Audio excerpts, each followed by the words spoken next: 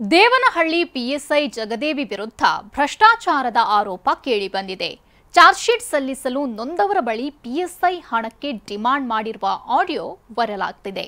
ದೂರುದಾರನ ಬಳಿ ಲಂಚಕ್ಕೆ ಬೇಡಿಕೆ ಇಟ್ಟು ಠಾಣೆಗೆ ಕರೆಸುವ ಆಡಿಯೋ ವೈರಲ್ ಆಗಿದೆ. ಈ ಸಂಬಂಧ ಲೋಕಾಯುಕ್ತದಲ್ಲಿ ಪಿಎಸ್ಐ ಜಗದೇವಿ, ಪಿಸಿ ಮಂಜುನಾಥ್ ವಿರುದ್ಧ ಕೇಸ್ ದಾಖಲಾಗಿದೆ.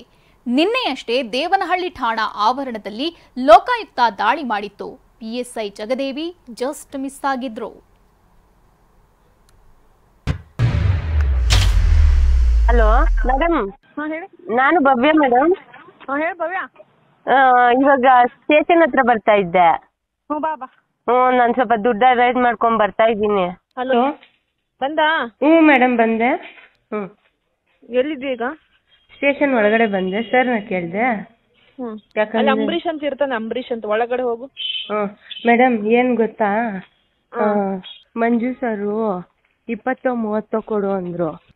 ಅದಕ್ಕೆ ಬೇಡ, ನಾನು ನಿಮ್ಗೆ ಕೊಟ್ಬಿಟ್ಟು ಹೋಗ್ತೀನಿ. ನಾನು ಹಳೆ ಬಸ್ ಸ್ಟ್ಯಾಂಡ್ ಹತ್ರ ಇದ್ದೆ.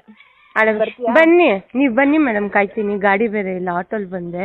ನೀವೇ ಅವ್ನಿಗೇನು ಗೊತ್ತಾಗ್ಬಾರ್ದು ಅಂದ್ರಲ್ವಾ, ಅದಕ್ಕೆ. ಒಂದ್ ನಿಮಿಷ.